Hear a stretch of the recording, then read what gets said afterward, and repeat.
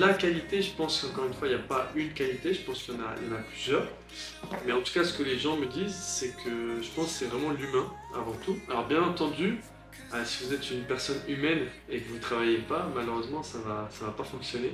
Donc je pense que c'est vraiment l'addition et l'effet cumulé de la personne qu'on est, des compétences, et ensuite tout ça additionné à un travail intense et forcément mise à disposition des clients.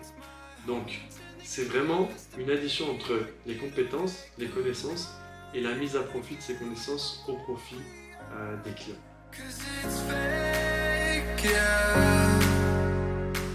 Ça c'est une très bonne question parce que ceux qui travaillent avec moi ils savent que je suis extrêmement pointilleux. Alors les compétences, je pense qu'on apprend à chaque jour et il faut.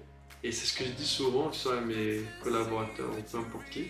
Je leur dis toujours que les revenus que l'on a, c'est juste en fait l'aboutissement des compétences qu'on détient.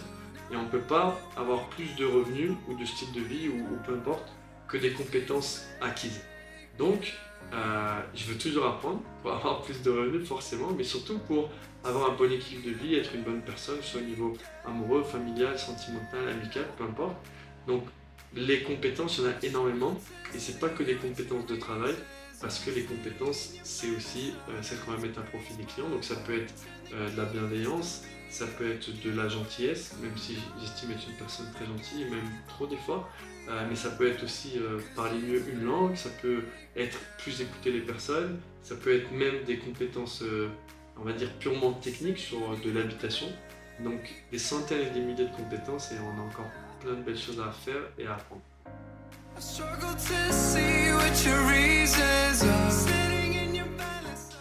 C'est d'appeler un très bon agent immobilier. Ça, je pense, c'est la première chose. Non, c'est vraiment important d'être bien accompagné, ça, à 1000%.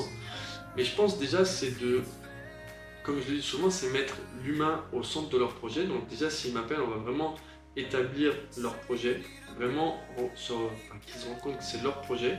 Mais surtout, j'aimerais leur dire d'être patients, mais ils ne doivent pas être patients parce qu'avant, ils étaient impatients. Donc on va les éduquer à devenir normaux, entre guillemets. Sinon, être patient, avoir un projet bien défini, et une fois que le projet est bien défini, bien le ficeler, et vraiment respecter toutes les étapes du processus. Avant, lorsque les gens vendaient, même si tout le processus n'était pas rempli, la vente se faisait. Alors elle aurait pu se faire mieux, plus vite, plus cher, etc. Mais elle se faisait et les gens étaient quand même satisfaits. Aujourd'hui, si vous loupez, ou par négligence, ou par compétence, ou connaissance, peu importe, vous ne faites pas, ou l'agent ne fait pas un ou une étape du processus, malheureusement ça ne fonctionnera pas. Donc être vraiment attentif à tout.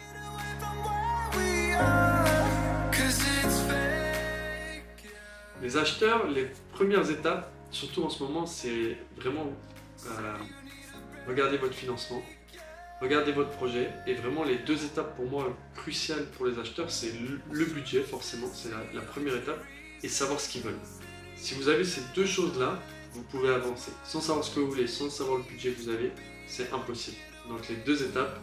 Si vous avez des questions, contactez-nous, on peut vous aider à savoir ce que vous voulez. On peut vous orienter vers les bonnes personnes qui peuvent trouver le meilleur financement, les meilleures conditions.